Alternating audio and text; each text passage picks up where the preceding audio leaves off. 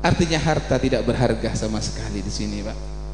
Harta yang kita banggakan sekarang, ingat demi Allah, cepat atau lambat akan meninggalkan kita semuanya. Tidak ada artinya, Pak. Harta tidak ada artinya semuanya di sini. Makanya hati-hati kalau sampai ada yang nyari dunia sampai berani meninggalkan sholat. Hati-hati di sini. Sholat itu dikatakan sumiyas sholah, sumiyat as-sholatu sholatan. Dikatakan sholat itu adalah sholat.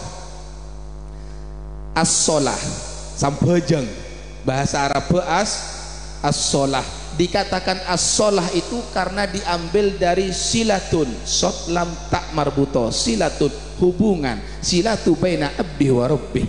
Sholat itu adalah hubungan seorang hamba dengan Tuhannya. Kalau dia ingin menyambung hubungan kepada Allah, laksanakan sholat, tegakkan sholat. Tapi kalau ada yang meninggalkan sholat, faqad inqata'at tilka silah, maka dia telah memutuskan hubungan kepada Allah Subhanahu wa taala.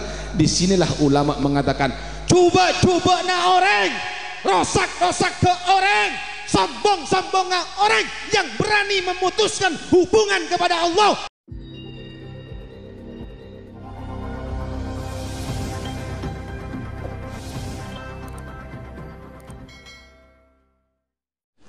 Bismillahirrahmanirrahim.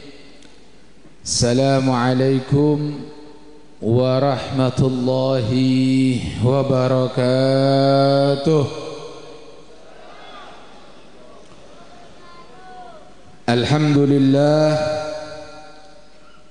alhamdulillahi rabbil alamin, wassalatu wassalamu ala ashrafil anbiya wal mursalin, sayyidina wa habibina wa syafi'ina wa qurrati a'yunina wa tabibi qulubina wa maulana Muhammad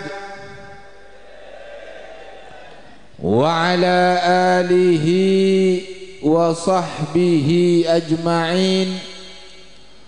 Subhanaka la ilma lana illa ma 'allamtana innaka antal alimul hakim. Rabbi shrah li sadri wa yassir li amri wahlul 'uqdatam min lisani yafqahu qawli. Raditu billahi rabba wa bil islami dina wa bi Muhammadin nabiyya wa rasulah. Rabbi zidna ilmah warzuqna fahmah birahmatika ya arhamar rahimin. Amma ba'd. Segenap para alim ulama, para kiai, para sepuh, wabil khusus di sini kepada guru kita, orang tua kita Kiai Haji Jamal Akbar Ridwan selaku pengasuh kedua daripada Pondok Pesantren Ad-Ridwan. Begitu juga kepada Kiai Haji Abdul Fattah Mahmud selaku ketua alumni Pondok Pesantren Ar-Ridwan, dan semuanya yang mohon maaf kami tidak bisa sebutkan satu persatu, namun tanpa mengurangi daripada rasa hormat, ta'zim, cinta dan taat al-faqir kepada beliau-beliau semuanya. Kita doakan mudah-mudahan para guru-guru kita, para ulama-ulama kita, para kiai-kiai kita semuanya, khususnya para pengasuh dan guru-guru yang ada di pondok ini, senantiasa dipanjangkan umurnya oleh Allah Subhanahu wa taala. Allah sehatkan badannya fi taatillahi wa rasulih, dan Allah menangkan perjuangannya. Amin ya rabbal alamin. Begitu juga kepada segenap tokoh sepuh masyarakat, begitu juga kepada segenap dewan asatidah, begitu juga kepada lumayan hujannya ini, insyaallah rahmat turun. Begitu juga kepada segenap keluarga besar daripada Pondok Pesantren Ar-Ridwan, para alumni, hadirin, hadirat rahimakumullah. Mudah-mudahan kita semua yang hadir pada malam hari ini dimuliakan oleh Allah Subhanahu wa taala. Amin ya rabbal alamin. Hadirin yang dimuliakan oleh Allah Subhanahu wa taala, alhamdulillah. Sebenarnya terus terang saja, ketika kami masuk pondok ini, ada ka'annani hada an-namal baina jabalin. Terus terang kami merasa tidak pantas. Kami masuk di tempat gudangnya ilmu. Nah, apa saya kaca-kaca kira-kira? Mau dijelaskan tentang Isra Mi'raj, ada pakar-pakarnya. Santri-santri insyaallah lebih tahu. Baik. Tapi apa boleh buat, sudah telanjur datang. Jangan orang pun bermain nih. Bermain ke? Hah? Kayak Khalid. Kata orang, kalau mulut apa? Kalau tak berarti bisa bahasa Madura. Madura bahasa Indonesia kira-kira? Indonesia. Paham sampai Indonesia? Oh, alhamdulillah. Kata orang, kalau lisan berat berbicara, bertandah di situ banyak orang alim. Makanya cekat, area cekak, tak bisa aja-aja. Tapi tidak apa-apa. Baik, untuk malam hari ini karena kita berada di gudangnya ilmu, kita tidak membahas Isra Mi'raj. Yang kita bahas sedikit tentang hikmahnya saja di sini. Kita ketika dijadikan oleh Allah sebagai umat Nabi yang datang belakangan, sedeteng di budi, karena kau leben sampean satu jemangken, kita bersyukur kepada Allah Subhanahu wa taala. Kenapa? Karena di malam hari ini kita berkumpul dalam rangka untuk memperingati Isra Mi'raj. Bahkan bukan hanya memperingati, bukan hanya mengenang, tapi kita mengagungkan daripada Isra wal Mi'raj, yang mana mengagungkan Isra wal Mi'raj merupakan mengagungkan syiar-syiar Allah, yang mana Allah sudah sebutkan dalam Al-Quran, wa man yu'azzim syairallah fa innaha min taqwal qulub. Barang siapa yang mengagungkan, membesarkan daripada simbol-simbol Allah, syiar-syiar Allah, itu suatu tanda muncul dari ketakwaan hati. Mudah-mudahan kita semua yang malam hari ini mengagungkan daripada Isra Mi'rajnya Nabi sebagai bertanda bahwa kita semua orang yang bertakwa di sisi Allah Subhanahu wa taala. Amin ya rabbal. Sekarang kita kaji cerita Isra Mi'raj, kita ulang dulu ke belakang. Di zaman Nabi pernah ada perkumpulan seperti ini, akan tetapi mereka menolak cerita Isra Mi'raj. Tapi kita pada malam hari ini, sekali lagi, kita bukan hanya mengimani, tapi kita mengenang dan membesarkan daripada acara Isra dan Mi'raj. Ulama sepakat dikatakan bahwasanya malam daripada Isra Mi'raj itu tanggal 27 Rajab, terjadi di malam Senin.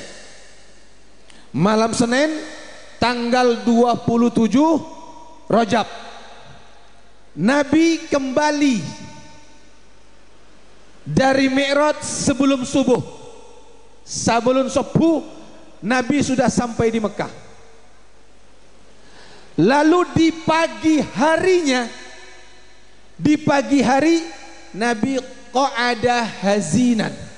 Nabi duduk dalam keadaan sedih, susah Pak. Rasul ketika susah. Apa yang disusahkan Nabi Muhammad? Ternyata yang disusahkan sama Nabi bukan masalah Nabi itu Isra Mi'rajnya. Kalau Isra Mi'raj bagi Nabi itu malam yang istimewa, karena beliau bertemu dengan kekasihnya, sehingga dikatakan liqa'ul mahbub syifaul qulub. Obatnya hati itu ketika bertemu dengan kekasihnya. Tentu Nabi senang dengan bertemunya Nabi kepada Allah Subhanahu wa taala. Akan tetapi keesokan harinya Nabi susah, Nabi sedih. Apa yang disedihkan? Nabi bingung kira-kira bagaimana ketika Nabi bercerita, apakah orang-orang percaya atau tidak. Subhanallah, di tengah kebingungan Nabi, di tengah kesedihan Nabi, sudah disetting oleh Allah Subhanahu wa taala.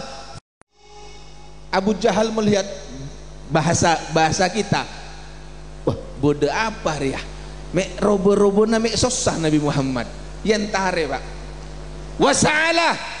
Dan Abu Jahal bertanya kepada Nabi Muhammad, dikatakan, ya Muhammad hal min syai', ya Muhammad ada apa, apakah ada sesuatu yang terjadi padamu? Aku lihat wajahmu murung, aku lihat wajahmu susah. Naam, usriya bial-lail, inni usriya bial-lail, dikatakan sesungguhnya tadi malam aku diperjalankan oleh Allah. Ditanya oleh Abu Jahal, ila aina? Dijawab oleh Nabi, ila Baitul Maqdis, ke Baitul Maqdis Palestina. Ditanya oleh Abu Jahal, ila Baitul Maqdis, ke Palestina, ke Baitul Maqdis kau tadi malam. Fa asbahta baina dhahranaina, dikatakan malam mabakna entar ke Palestina, entar ke Baitul Maqdis, di pagi hari kau ada di hadapanku. Naam. Kesempatan Abu Jahal pak. Ya maaf, kita tidak boleh mengarang-arang cerita untuk Nabi Muhammad.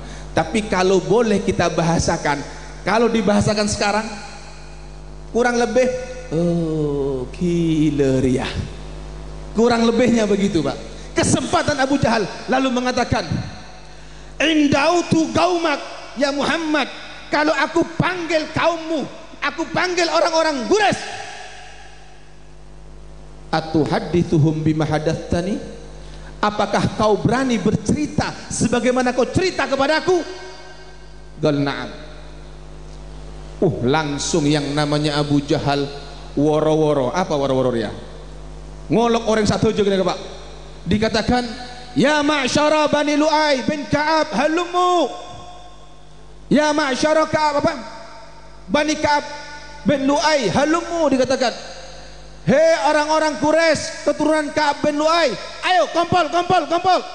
Yolok satu aja pak, apolong satu aja orang pak. Di sini yang dikatakan fanfaddat ilahimal majalis, berkumpul seluruh orang-orang Quraisy dari keturunan Bani Ka'ab bin Lu'ay seperti kita pada malam hari ini. Apolong satu aja, akompol satu aja pak. Begitu sudah berkumpul, mereka bertanya, ada apa? Dikatakan, ya Muhammad hadithhum, ceritakan kepada mereka, bima hadastani, sebagaimana kau telah ceritakan kepadaku. Maka diceritakan oleh Nabi Muhammad, dikatakan, ya tadi malam aku diperjalankan oleh Allah. Ditanya, semua bertanya, kemana? Ila aina ya Muhammad? Dijawab oleh Muhammad, ila Baitul Maqdis, yaitu ke Baitul Maqdis di Palestina. Ketika itu apa yang terjadi? Di antara mereka ada yang bersiul, tak kerja pak. Di antara mereka ada yang mengangkat kepalanya, mengangkat tangan di atas kepalanya, bingung semuanya.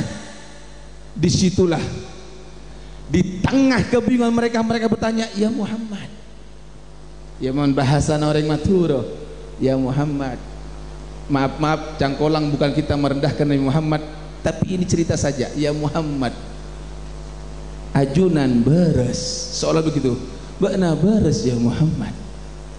Kita ini sudah pengalaman ke Palestina, perjalanan 30 hari berangkat, pulang 30 hari, bahkan bisa 40 hari, bisa 2, 3 sampai 4 bulan untuk bisa pergi atau pulang pergi dari Mekah Palestina balik lagi ke Mekah. Kau tadi malam berangkat, pagi sudah ada di sini, dikatakan. Baik, orang-orang ketika itu tidak ambil pusing dengan cerita Nabi, tapi mereka ingin membuktikan. Baik ya Muhammad, kalau memang kau semalam sudah sampai ke Baitul Maqdis, kami sudah sampai semua ke sana, tolong ceritakan tentang pintu-pintunya masjid. Saya tanya labeng masjid Pak, kira-kira sampean Pak penjumat entar ke masjid men etanya gimangken Pak cet moso bernana labeng moso jumlahna labeng masjid enggak tak enggak bener urusan itu Pak. Ke Baitul Maqdis Nabi punya urusan yang lebih besar tapi dites oleh mereka. Coba kau ceritakan tentang Baitul Maqdis. Diceritakan sama Nabi Muhammad. Di tengah-tengah Nabi cerita ada hal yang tidak bisa dijawab, Nabi kesulitan, maka di tengah ketika itulah fajalla liyal masjid, fajallallahu liyal masjid, maka Allah tampakkan di hadapanku itu Baitul Maqdis. Jadi masjid ditampakkan seolah-olah kalau zaman sekarang mungkin ada yang namanya proyektor layar, sehingga Nabi cerita satu persatu. Begitu Nabi cerita satu persatu, kaget mereka. Oh iya, tepat sana. Akhirnya ketika Nabi sudah bercerita satu persatu, mereka tidak bisa mengelak lagi. Ada satu di antara mereka yang nyeletuk. Dia tanya, "Ya Muhammad, sebentar. Di antara kami sekarang ini dari Mekah ada rombongan yang berangkat ke Baitul Maqdis. Sudah berapa hari yang lalu, bahkan sudah berapa bulan yang lalu. Kira-kira kalau memang kamu berangkat ke sana pada malam itu, pasti kamu akan ketemu dengan rombongan itu. Kira-kira rombongan itu kapan kembalinya?" Nabi mengatakan, "Oh iya, nanti hari Rabu sebelum matahari terbenam dia akan sampai." Dan disebutkan semua ciri-cirinya sama Nabi. Baik, akhirnya bubar majelis. Mulai saat aja Pak kabungko Nabi TV. Hari Rabu itu hari Senin, malam Senin, hari Senin pagi mereka kumpul. Kata Nabi, nanti hari Rabu akan datang rombongan itu, akan datang sebelum matahari terbenam. Mulai saat aja hari Rabu ditunggu Pak, kumpul lagi orang-orang untuk membuktikan ucapan Nabi Muhammad. Ya lambu ada jam, kira-kira siang lah, pukul 2, pukul 3 gini kan. Ada tak datang rombongan. Nabi sosagi ya, aduh me tak datang Nabi Muhammad. Yang tos sampai sore Pak, tak datang kia Pak. Hampir terbenam matahari. Ini baru cerita Isra, belum Mi'raj. Kalau Isra ini sudah ditolak, rosak pun Pak, habis Islam. Nabi dalam hati berkata, kalau sampai mereka datang matahari sudah terbenam, maka selesai Islam. Akhirnya apa yang terjadi? Nabi langsung minta ke pusat kepada Allah. Apa yang diminta sama Nabi? Ya Allah, berhentikan itu matahari. Kira-kira Nabi seminta Pak, tarema tak tarema Pak? Dikatakan dalam hadis, lam tuhbas samsun li ahadin illa liyusha bin nun. Matahari belum pernah ditahan Pak, matahari belum pernah berhenti kecuali untuk Nabi Yusha bin Nun, asisten daripada Nabi Musa. Sempat ambu, kalau itu asisten Nabi Musa, Nabi Yusha bin Nun bisa minta untuk memberhentikan matahari, bagaimana dengan Nabi Muhammad SAW, yang mana Nabi dikatakan oleh Sayyidatuna Aisyah sangat dimanjah oleh Allah Subhanahu wa taala. Lalu apa yang terjadi di situ? Nabi Muhammad minta kepada Allah untuk diberhentikan matahari. Matahari berhenti seketika Pak. Dalam riwayat, matahari itu pernah 3 kali berhenti Pak. 1 kali untuk Yusha bin Nun, yang kedua untuk Nabi Muhammad. Yang pertama ya ini termasuk untuk yang Isra Mi'raj tadi ini Pak. Yang kedua untuk Sayyidina Ali ketika belum sempat sholat asar, mau masuk maghrib, di stop matahari, Nabi sholat asar, Sayyidina Ali sholat asar dulu. Ada dalam riwayat begitu. Baik, singkat cerita, di stop itu matahari Pak. Ya orang-orang tidak merasa, karena ada jam, membeda jam salbut kena Pak. Jam dunia ada salbut. Karena tidak ada jam, mereka tidak merasa. Akhirnya begitu di stop, tidak lama kemudian rombongan yang ditanyakan oleh orang-orang kafir Quraisy muncul datang Pak. Ketika muncul persis sifatnya apa yang telah diceritakan oleh Nabi Muhammad SAW. Lihat, tapi apa yang terjadi? Tetap di antara mereka tidak percaya dengan cerita Isra Mi'raj ini, bahkan di antara mereka juga tidak sedikit yang keluar dari agama Islam. Artinya apa? Di zaman Nabi pernah terjadi perkumpulan seperti ini, Pak. Kejadian Isra Mi'raj diceritakan langsung oleh pelakunya, Nabi Muhammad SAW, tapi ditolak oleh sebagian manusia yang durhaka, ingkar kepada Allah dan Nabi Muhammad. Tapi alhamdulillah malam hari ini Anda cukup berkumpul di sini untuk mendengarkan cerita Isra, tapi bukan dari pelakunya, hanya dari segelintir orang-orang saja yang cerita, dari kiai, dari habib, dari ustadz. Tapi antum semua sudah mengimani. Ini untungnya kita hidup di akhir zaman. Kira-kira men sampean odi zaman lambek gini Pak, kacapok ke Rasulullah, kira-kira norok siapa sampean? Hah? Norok golongan Sayyidina Abu Bakar apa golongan Abu Jahal kira-kira lu? Men sekarang bodoh orang ngocak, oh beri kaulo nemu bodoh kereta ngabot. Pernah tidak jaga kira sampean? Sebab ini Isra Mi'raj tak masuk akal, Pak, dan tidak bisa dimasukkan akal. Kejadian luar biasa membutuhkan keimanan. Jadi apa yang datang dari Allah, apa yang menjadi kehendak Allah, kita wajib untuk percaya.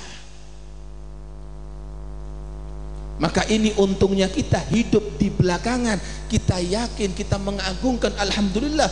Bayangkan, andaikan, maaf kalau Nabi hidup sekarang, hadir bersama kita, dan kita berkumpul untuk meyakini daripada cerita Isra wal Mi'rajnya Nabi Muhammad. Bagaimana kira-kira Muhammad? Sudah barang tentu Nabi akan senang kepada kita semuanya. Tapi dari cerita Isra Mi'raj ini, Pak, kami tidak terlalu ingin membahas lebih jauh. Cerita ini memang tidak ada habisnya, panjang kalau mau. Ada sebab-sebabnya, ada tentang kejadiannya, ada hukum-hukumnya, ada hikmah-hikmahnya. Terlalu banyak untuk diceritakan di sini. Pak, insya Allah di pondok-pondok pesantren sudah sering diceritakan oleh para guru-guru kalian semua. Tapi yang terpenting di sini, Pak, yang terpenting yang harus kita perhatikan adalah dengan Isra Mi'raj tadi ini. Ketika Nabi sampai kepada satu tempat yang luar biasa, bertemu kepada Allah di situ, Nabi merasakan satu keadaan yang ladzah, yang nikmat, sehingga Nabi kita bertemu kepada Allah, Nabi tidak ingin keluar dari tempat tersebut. Allah tahu, sehingga apa kata Allah Subhanahu wa taala?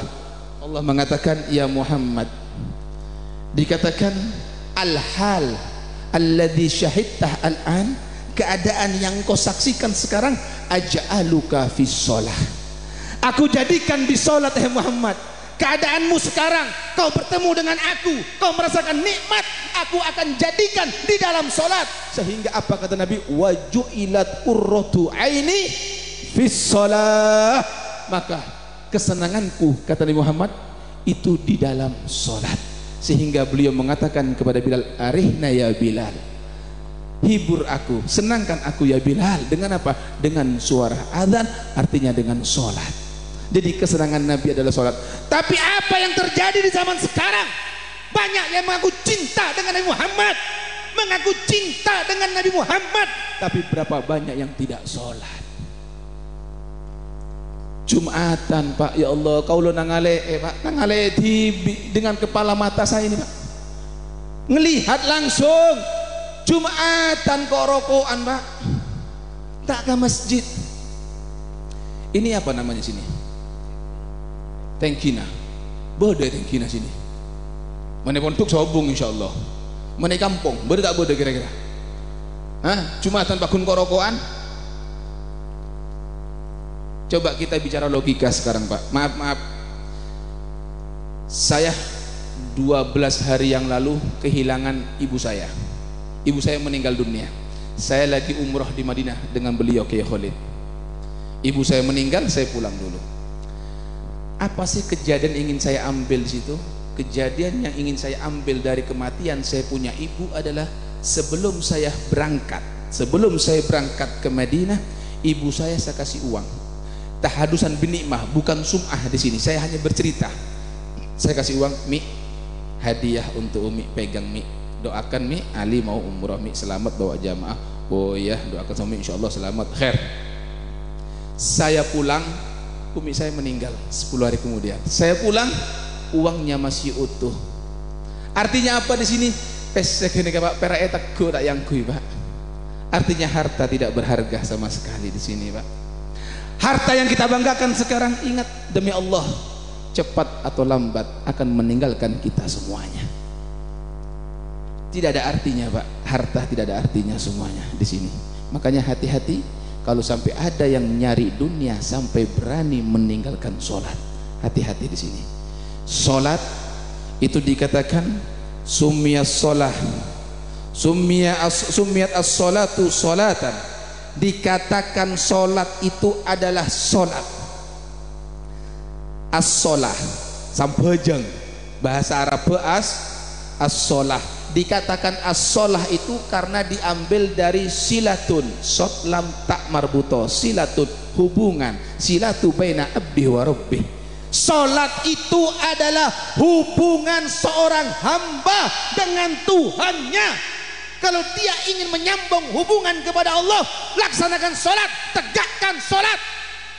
Tapi kalau ada yang meninggalkan sholat, faqad inqata'at tilka silah, maka dia telah memutuskan hubungan kepada Allah Subhanahu wa taala.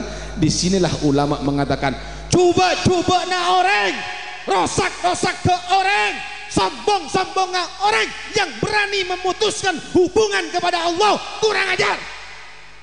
Kalau masih ada yang berani tidak sholat, ketahuilah itulah manusia kurang ajar yang ada di muka bumi ini.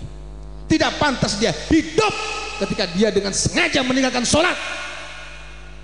Perhatikan, dalam sebuah riwayat Nabi mengatakan, barang siapa yang susah kehilangan akhiratnya, siapa-siapa na orang sesosah kehilangan akhiratnya, masema abe naka neraka 1000 tahun. Siapa-siapa na orang sesosah kehilangan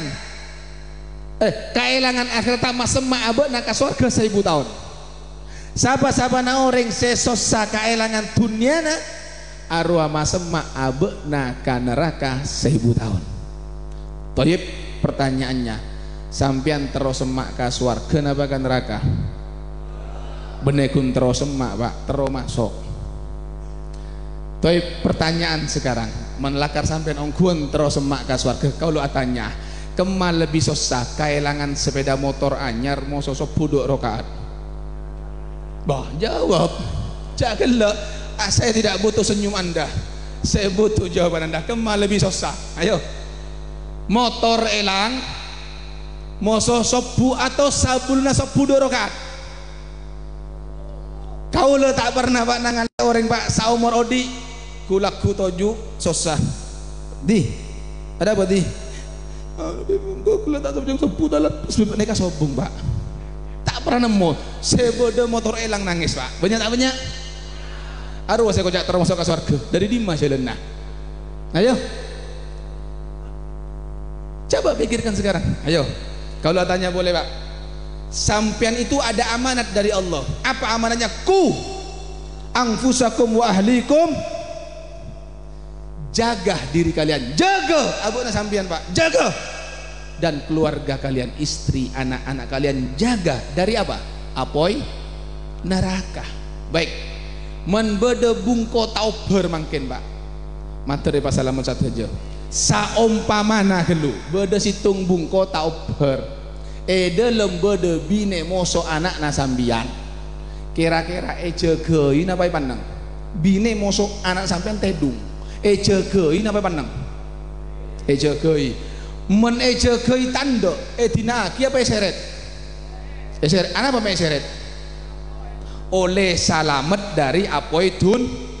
Padahal pesannya Allah soro pasalamet dari apoi neraka. Men kira-kira sampian bungkona sampian sobu bine na tedung, anak na tedung, ejegei napai pandang, ejegei men ejegei tanda pandang napa seret kira-kira?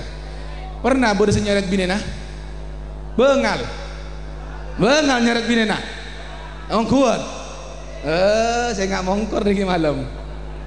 Ayo. Padahal itu perintahnya. Kalau dia tidak sholat, bangunkan dengan bagaimanapun caranya. Bangunkan dia. Maaf. Dikatakan di akhir zaman, halakul rajul ala yaday abaweh. Rusaknya seorang anak di tangan kedua orang tuanya. Jadi akhir zaman nanti ada anak rusak tangan orang tua. Maaf Pak, hampir jarang kita dapatkan di kampung-kampung orang tua sholat berjamaah dengan istri dan anak-anaknya, tapi nonton TV berjamaah tiap hari. Dia tidak pernah melihat orang tuanya sholat, dia tidak pernah melihat orang tuanya ibadah, tapi justru orang tuanya berikan dia HP, berikan dia TV, sehingga si anak tidak melihat ayah ibadah, tapi melihat gerakan-gerakan orang kafir yang ada di TV. Apa yang terjadi? Tidak lama kemudian si anak pulang dengan tatonya, anak pulang dengan anting-antingnya, anak pulang dengan rambut warna-warni. Naudzubillah. Siapa yang merusak? Orang tuanya yang bertanggung jawab di hadapan Allah Subhanahu wa taala. Diceritakan ada seorang ulama, seorang imam besar yang bernama yaitu Al-Imam Hatim Al-Asam. Suatu ketika Imam Hatim Al-Asam mereka Pak, orang alim rajo Pak, didatangi oleh Abu Ishaq Al-Ansari. Abu Ishaq Al-Imam Abu Ishaq Al-Ansari adalah salah satu guru sanad daripada Al-Imam Bukhari. Datang Pak, untuk apa datang? Yu'azzih, mengucapkan takziah ala labet Pak. Kenapa? Karena si Imam Abu Ishaq Al-Ansari mendengar kabar kalau Imam Hatim Al-Asam tadi ini ketinggalan sholat berjamaah. Ketinggalan sholat berjamaah Pak. Datang Pak, didatangi Pak, yu'azi ala labet Pak, saya turut berduka cita atas ketinggalan sholat berjamaah. Bagaimana Imam Hatim? Tersinggung? Tidak. Dia mengatakan ini baru benar. Arya sih bener Arya. Dikatakan kalau seandainya anakku meninggal dunia, pasti ribuan manusia akan datang kepadaku. Tapi ketika aku ketinggalan yang namanya sholat berjamaah, tidak ada yang datang kepadaku kecuali satu orang ini. Wallahi lau mata abna'i jami'an, andaikan anakku semuanya meninggal dunia, ahwan, lebih ringan min fawati sholatil jamaah, daripada ketinggalan sholat berjamaah. Kita lihat Pak sekarang berapa banyak orang meninggalkan sholat berjamaah dengan terang-terangan, dengan santai, tidak pernah merasa bersalah, tidak pernah merasa berdosa. Bayangkan Pak, diceritakan di zaman Bani Israel ada seorang wanita pendosa datang kepada Nabi Musa, ya Musa, mintakan kepada Allah taubat untukku, mintakan ampun kepada Allah untukku atas dosa-dosaku. Nabi Musa bertanya, dikatakan, hai perempuan, apa dosamu? Dia tidak mau menyebutkan karena malu. Dikatakan, sebutkan dulu sehingga aku bisa mohon ampun kepada Allah. Baik, aku telah berzina. Dari hasil zina ini aku mengandung hamil di luar nikah, lalu lahir seorang anak. Karena ini anak hasil zina, aku tidak kehendaki, aku tidak mau, aku bunuh itu anak. Mendengar ucapan si wanita ini, apa kata? Ukhruji ya fajirah, keluar kau hai wanita pelacur, hai durhaka, jangan sampai api Allah turun mengadab kita di sini. Keluar kau. Perempuan yang datang untuk bertaubat kepada Allah, minta didoakan kepada Nabi Musa alaihissalam, begitu tahu dosanya diusir, pecah hatinya, nangis dia. Di tengah kesedihannya datang malaikat Jibril, dikatakan, ya Musa, Allah yaqulu lak, Allah berkata kepadamu, lima radatat taibah, kenapa kau tolak orang yang mau bertaubat ya Musa? Dikatakan, dosanya terlalu besar, kau tahu ada yang lebih besar. Kaget, apa itu ya Jibril? Man tarakas shalah amidan mutaammidan, orang yang meninggalkan sholat terang-terangan, naudzubillah. Hati-hati, hadisnya sudah umum, awwalu ma yuhasabu bil abdi yaumil qiyamah as-shalah. Hati-hati Pak, kita hidup ini semua hanya menunggu mati. Ingat sekali lagi, kita hidup hanya menunggu mati. Di langit keempat, kata Al-Imam Wahab bin Mambah, beliau berkata, di langit yang keempat ada malaikat yang setiap harinya menyeru, memperingatkan kepada manusia. Apa yang diingatkan? Ada 3 hal. 1, kata malaikat, ya bena arba'in, he orang si umur 40 tahun. Bedah si umur 40 banyak jadi ngaki. Ya bena arba'in, hai orang yang berumur 40 tahun, antum zar'un qaddana hasaduh, kalian ibarat tanaman yang sebentar lagi akan siap untuk dipanen. Nabi mengatakan, hasadu ummati baina sitin ila sab'in, panennya umatku itu antara umur 60 sampai 70 tahun. Hati-hati yang sudah umur 40, sebentar lagi, artinya Anda sudah lebih dari separuh hidup Anda. Coba yang umur 40, hisap diri Anda sekarang. Kita umur 40, coba kapan kita yang bayi, kapan kita yang anak-anak? Ternyata kita sudah besar, sudah 40 tahun. Andaikan umur kita 60, tinggal berapa? 20 tahun. Coba perhatikan, tafakkur sebentar saja. Coba kita sekarang untuk merenung sesaat saja. 40 tahun sudah Anda lewatkan tidak terasa, begitu cepat. Kira-kira kemah lebih abid, seempak polo napa sidu polo?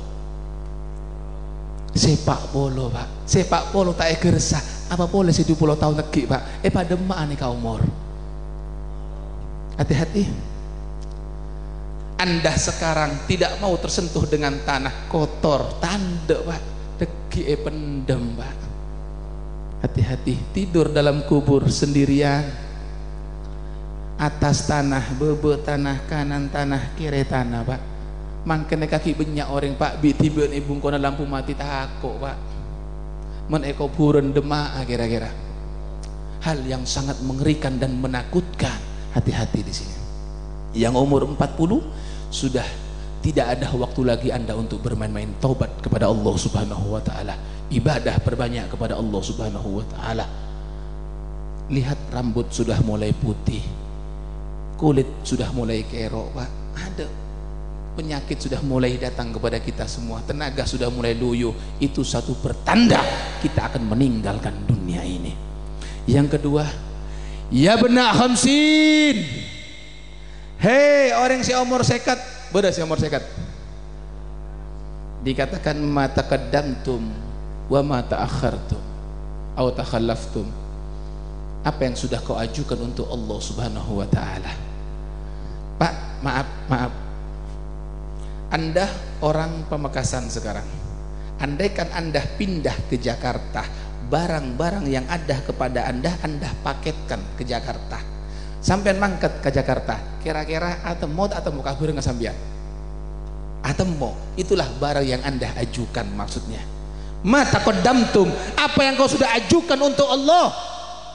Anda punya harta, kau kemanakan hartamu? Kau masih sibuk dengan hartamu? Ingat, cepat atau lambat, kalau bukan harta yang meninggalkan Anda yang meninggalkan harta. Hati-hati di sini, harta akan menjadi beban nanti kepada kita. Maka dari sekarang yang sudah umur 50 tahun, yang punya kelebihan harta, cepat sedekahkan, jangan ditunda-tunda lagi. Bagaimana saya punya ibu megang uang, hanya lebet 10 hari Pak, tidak dipakai, karena dikatakan hidup ini, yakni wa mahiya illa lailatun ba'da lailatin. Kehidupan ini tidak ada lain kecuali perjalanan antara malam. Setiap malam kita lewat beri malam, ya kan? Sampai odi makin malam boleh, lakuna malam boleh. Sampai bila tak ketemu Pak? Malam keberapa kita akan meninggal? Kita tidak tahu. yaumun ba'da yaum, syahr ila syahr. Itulah kehidupan kita. Dikatakan kehidupan ini adalah marahil, perjalanan yang mengantarkan daripada yudninal jadid ilal bilah, mengantarkan kelahiran atau hal yang baru sampai kepada kebinasaan. Sampean andi mobil anyar, dengan berjalannya waktu ancor pak, rosak. Sampean rembi kene, berjalan waktu jalan sampai tua terus. Meninggalkan istri-istri pecemburu yang akan dinikahi oleh orang lain pak. Orang bini mangkene katampuruan pak, saya ngakak, saya bila mati laki na abini boleh, laki boleh pak. Tak ada. Ini yang berkata ini Al-Imam Khalil bin Ahmad, dia mengatakan seperti itu. Itulah kehidupan dunia ini, cepat atau lambat. Kata Al-Habib Abdul Haddad, dikatakan wa'lam bi annaka an garibin mayitun, ketahuilah bahwa kalian dalam waktu dekat, suka tidak suka, mau tidak mau, kalian semua akan menjadi seorang mayit. Mau tidak mau, terserah kalian. Wadhkur mamatak, ingatlah akan kematianmu. Wahsasu'al masra'i, dan takutlah akan jeleknya kematian atau su'ul khotimah. Mudah-mudahan kita husnul khotimah semuanya. Yang ketiga, kata malaikat di langit keempat, dia mengatakan, ya benasitin, hei orang seumur sabitak bada, sabitak bada, la udhrah lakum, ada alasan boleh bon untuk tidak ibadah, tak ada alasan. Engkau terus entar ke pengajian keng soko tak kelar asam urat bektoki soko di masoko nikah antuk bal futsal bal-balan soko giliran sampai jeng tak kelar. Kemarin pak, maaf Piala Dunia pak, ya Allah, kalau 2 malam pak, mata tidak ada yang mengantuk sama sekali. 2 kali pertandingan 45 menit, perpanjangan 15 menit, tambah penalti, ada saya ngantuk. Giliran Piala Dunia tidak ada, 2 rakaat tak sampai 5 menit, ada saya sanggup pak. Demi Allah terus terang, kita bukan anti dengan bola di sini, bukan anti dengan Piala Dunia, tapi permasalahannya berapa banyak dengan adanya bola seperti ini umat Islam, pemuda-pemudanya lebih cinta pemain bola daripada Nabi Muhammad. Itu yang menyakitkan. Mengidolakan orang-orang kufar yang Allah mengatakan wa'arid anil musyrikin, berpalinglah kalian dari orang-orang musyrik. Justru mengidolakan. Maaf, kita sekarang lagi dijajah pak. Kita tidak merasa. Kalau boleh saya cerita pengalaman pribadi saya lahir di Indonesia, saya besar di Indonesia, saya mondok di Indonesia, saya beragama muslim, mayoritas di Indonesia beragama muslim, tapi saya tidak bisa menjalankan syariat Islam di negeri saya sendiri. Kok bisa Beb? Ya, suatu saat ketika liburan, saya bawa anak-anak saya pergi ke kolam renang. Dia bilang, Walid, karena anak saya manggil Walid, ayo Lid jalan-jalan, kepingin renang Lid. Ya karena saya punya anak 2 sudah meninggal pak. Umur 4 tahun tenggelam, umur 2 tahun kena kereta, yang 4 tahun namanya Ahmad, dikasih nama sama Habib Salim Syatiri, yang kedua namanya Alawi, umur 2 tahun meninggal. Karena saya merasa takut, trauma, karena yang besar itu, yang tenggelam itu, dia minta jalan, tidak saya kasih, saya pergi, kembali sudah mayit. Nah saya takut, trauma, ayo tidak apa-apa sudah. Sebenarnya saya kurang setuju kolam renang, tapi karena kesian saya bawa. Sampai di kolam renang, apa yang terjadi di situ? Saya renang, ya maaf, tidak mungkin saya renang dengan telanjang. Saya pakai celana 3/4, saya pakai kaos, renang saya pak. Ketika saya renang, apa yang terjadi di situ? Saya di semprit ya, peluit itu, prit. Mau so petugas prit, soro pangai ini. Apa maksud ya? Yentare, maaf pak. Oh ya, ada apa pak? Berdiri saya keluar dari kolam renang. Ada apa? Maaf pak, bapak nggak boleh pakai pakaian seperti ini pak. Kenapa? Oh nggak boleh pak, harus pakai pakaian renang. Saya bertanya, pakaian renang itu yang mana? Pas itu ting orang lebat, maaf era asal berdalam pak, Asempakun itu. Oh maaf Pak, setahu saya itu bukan pakaian renang, itu celana dalam Pak. Mau tidak salah berdalam andi kau udah Pak. Pas apa kata dia? Oh ndak bisa, itu pakaian renang, dia bilang. Baik Pak, begini Pak ya, sebelumnya saya mohon maaf. Anda muslim? Ya saya muslim. Begini Pak, Anda sebagai seorang muslim, Anda tahu tidak Pak, auratnya seorang muslim laki-laki dari mana sampai kemana? Jangan ajari saya. Loh saya tanya Pak, jangan ajari saya tahu. Lah iya Pak, ini aturan Nabi, harus ditutup Pak. Saya bilang Anda muslim, saya muslim. Maaf, ini aturan kolam renang. Lihat, ini aturan kolam renang. Anda mau silahkan terus, tidak mau keluar. Saya menjalankan syariat Nabi, dilarang oleh saudara muslim saya di negeri saya yang mayoritas muslim Pak. Sakit hati ini Pak. Makanya kita sekarang nih Pak lagi dijajah Pak pemikiran kita. Anak-anak muda, bahkan anak-anak pondok sendiri pun Pak, dia hanya belajar di pondok, tapi dia tidak menelaah di luar, dia ditipu mentah-mentah oleh orang-orang kafir Pak. Bukankah Allah sudah mengatakan walan tardu ankal yahud walan nasara hatta tattabi millatahum. Hati-hati. Allah sudah mengatakan di sini, memang khitabnya untuk Nabi Muhammad. Nabi sudah tidak ada, umat Nabi Muhammad. Dikatakan seolah-olah hai orang Islam, hati-hati, Yahudi, Nasrani tidak suka dengan kalian semua sampai kalian ikut millahnya mereka. Millah bukan hanya agama, millah agama, millah adat istiadat, budaya, tingkah laku, perbuatan, pakaian dan semuanya. Kalau kita sudah ikut Nabi Muhammad, maka mereka tidak suka. Kalau kita ikut mereka, mereka akan puas kepada kita, sehingga mereka akan buat jebakan.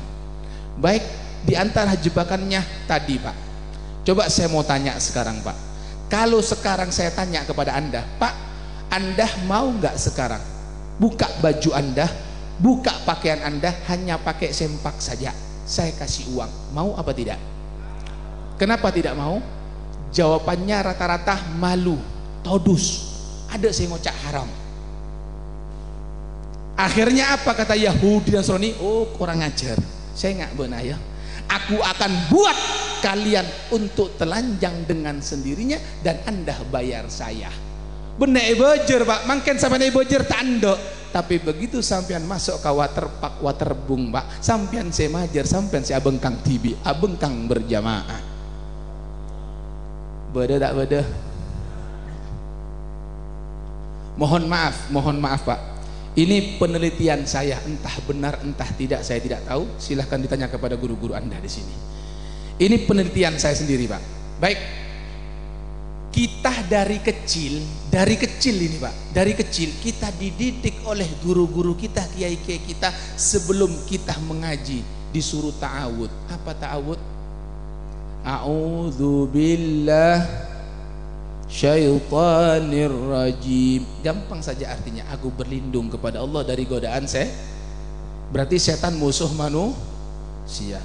Masuk kamar mandi diajari lagi Pak. Apa doanya? Allahumma inni a'udzubika minal khubuthi wal khaba'ith. Dari setan laki, setan perempuan, setan apa saja bentuknya pokoknya. Baik, apa kata setan? Kurang ajar. Dia buat antek-anteknya untuk supaya umat Islam ikut jalannya dia. Sehingga apa yang terjadi di sini? Kata orang Yahudi dan Nasrani, aku akan buat umat Islam untuk mendewakan daripada guruku yaitu iblis. Bagaimana caranya? Maaf, ada yang tahu dengan MU? MU, Manchester United, saya akan ngerti julukannya apa? Setan, tahu satu aja Pak, setan merah Pak. Maaf, pengalaman lagi pribadi Pak. Kau lu ampo mondar mandir Pak, talango coba Pak, talango ke Pasuruan. Sekali waktu saya berhenti di masjid untuk sholat Pak, Allahu Akbar, tak kerjet ya dengan kau lu Pak, bodoh setan Pak, tobat Pak. MU, Red Devil sampai jeng Pak. Ini bukan kebetulan, entah salah entah benar, ini penelitian saya Pak. Sehingga apa yang terjadi? Umat Islam mengidolakan Manchester United, yang mana itu adalah setan merah. tak cukup ngaku kalampi setan merah. Yes, kita dididik a'udzubillahi minasyaitonir rajim, tapi mereka menjadikan anak buah setan merah. Ayo nak-anak pondok bodoh tak bodoh yang mengidolakan MU banyak. Ayo, ini ghazwatul fikir, hati-hati kita. Baik, saya mau tanya, saya titip salib mau apa tidak? Anak apa tanda? Anak apa tanda? Kristen, iya tanda sampai bungkona.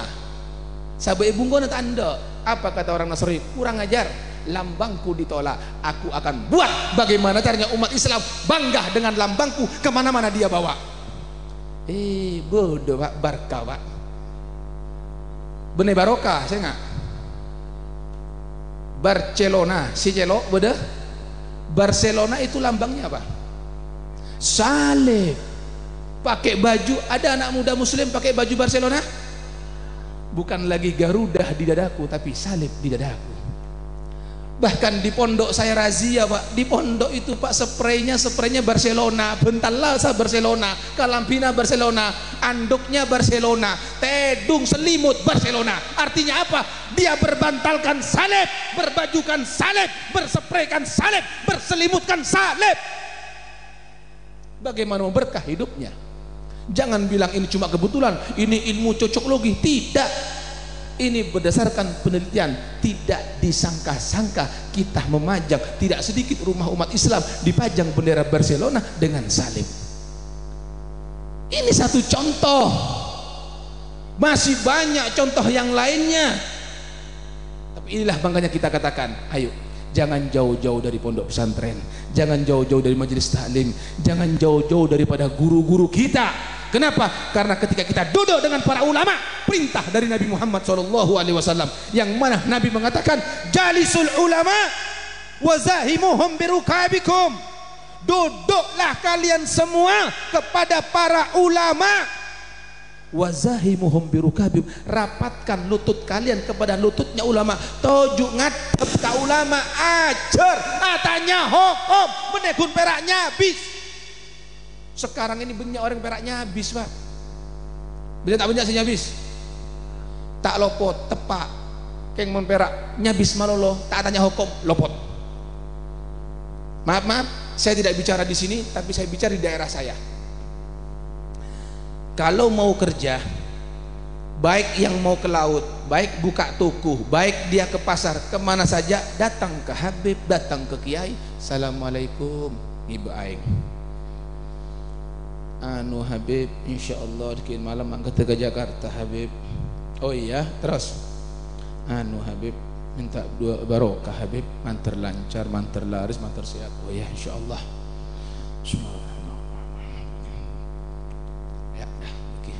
Habis pak, boleh. Giliran buka 20.000 pak. Tuh kiai tak minta WC pak, tak minta WC demi Allah. Ada tanda kiai minta WC, keng pangar.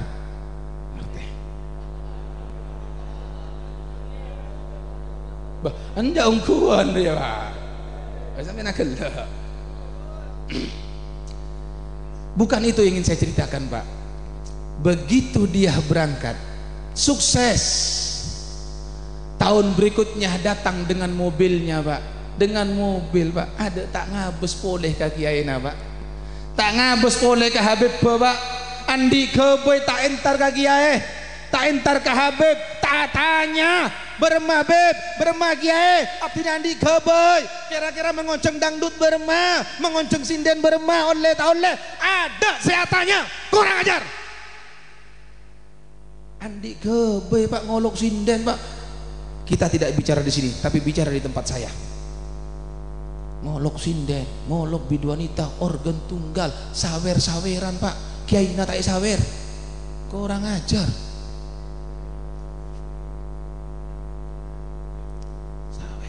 Sawer. Ini yang dikatakan penghinaan terhadap ulama. Dia hidup di tengah para ulama, hidup di tengah pondok pesantren, hidup di tengah-tengah masjid. Dia bikin maksiat dengan terang-terangan, bahkan mengundang kiainya. La haula wala quwwata illa billah. Ini orang yang celaka. Hati-hati di sini. Menghina ulama bukan hanya mencaci maki ulama, tapi dengan perbuatan kita tidak peduli dengan keberadaan ulama, itu menghina para ulama. Hati di sini. Makanya saya sering marah kalau di Madura, di tempat saya tidak peduli. Saya bilang manusia kurang ajar yang seperti itu. Mereka tidak bertanya hukum lagi kepada para ulama. Ini yang terjadi banyak, Pak. Maka saya katakan jangan hanya nyabis. Keberadaan para ulama itu kebutuhan mereka, dikatakan sebagaimana ketika Nabi itu bertanya kepada malaikat Jibril, man hum, siapa itu para ulama, dikatakan hum suruju ummatika fid dunya wal akhirah, mereka adalah lampu temar umatmu di dunia dan di akhirat. Keberadaan para ulama dibutuhkan dunia sampai akhirat.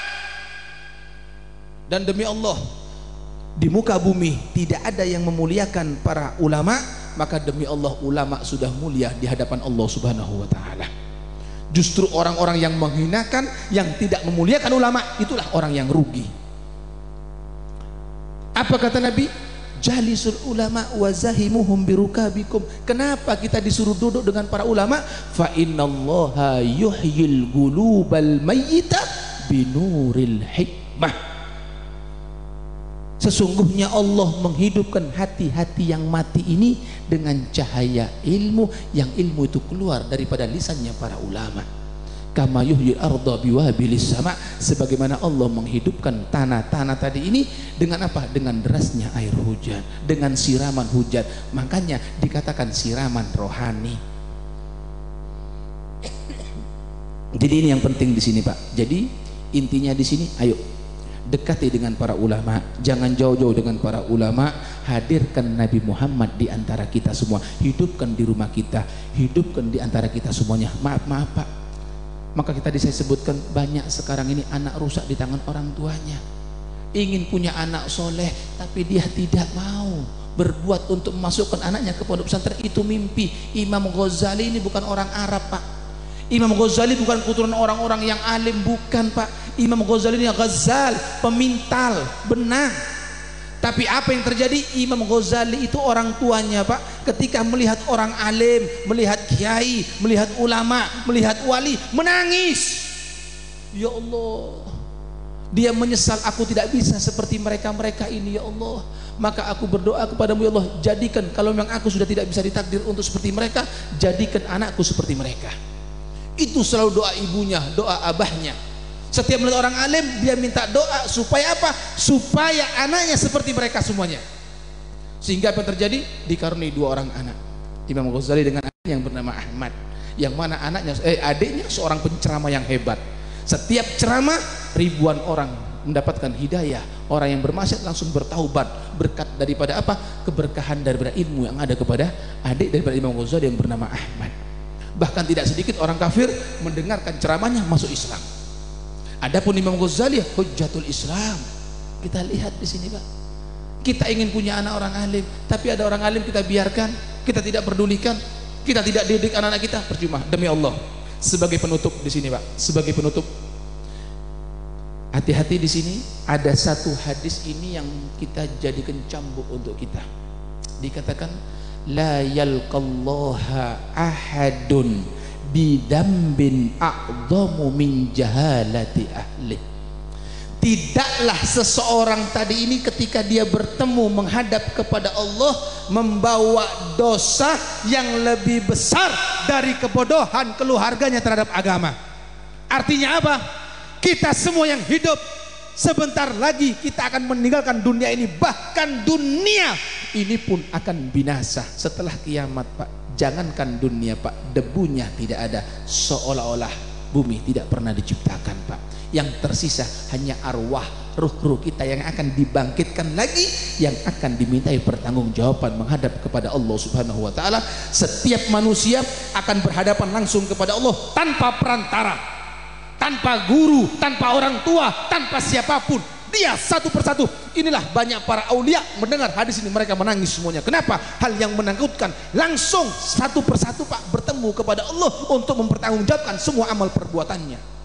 Dan ternyata seorang hamba yang menghadap kepada Allah, dosa yang paling besar yang dibawa oleh seorang hamba tadi bukan dosa zina, bukan dosa judi, bukan dosa mabuk, tapi dosa yang paling besar yang dibawa oleh manusia menghadap kepada Allah adalah dosa ketika istri dan anak-anaknya bodoh terhadap ilmu agama. Hati-hati di sini. Beruntunglah Anda yang memasukkan anak-anak Anda kepada pondok pesantren. Tapi hati-hati yang punya anak, hati-hati, itu adalah titipan Allah Subhanahu wa taala. Kau akan dimintai pertanggungjawaban di hadapan Allah Subhanahu wa taala, dan pada akhirnya kita mohon kepada Allah Subhanahu wa taala. Mudah-mudahan daripada pertemuan kita kali ini Allah berikan barokahnya, Allah berikan rahmatnya, Allah berikan ampunnya kepada kita semua, dan mudah-mudahan Allah berikan keterbukaan hati untuk kita semua, sehingga kita di sini cinta untuk beribadah kepada Allah dan benci untuk bermaksiat kepada Allah Subhanahu wa taala.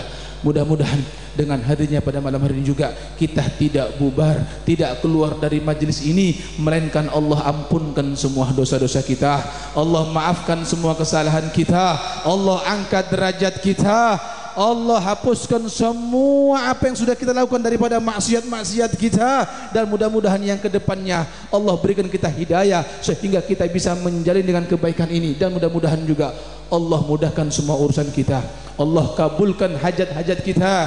Yang banyak hutang insyaallah dilunaskan oleh Allah, yang sakit insyaallah disembuhkan oleh Allah Subhanahu wa taala, dan kita mohon kepada Allah agar Allah senantiasa menjaga daripada para ulama kita, para habaib kita, para guru-guru kita, para kiai-kiai kita. Allah berikan mereka istiqamah, Allah berikan mereka kekuatan untuk bisa menjalankan amanat ini, dan mudah-mudahan mereka-mereka semua, beliau-beliau semua bisa menuntun kita dunia sampai akhirat, dan pada akhirnya kita mohon kepada Allah ketika Allah akhiri hidup kita dalam keadaan husnul khatimah, husnul khatimah, husnul khatimah ala hadhihi niyah wa kulli niyatin salihah min khairid dunya wal akhirah wa ila hadratin nabi Muhammadin sallallahu alaihi wasallam. Al-Fatihah.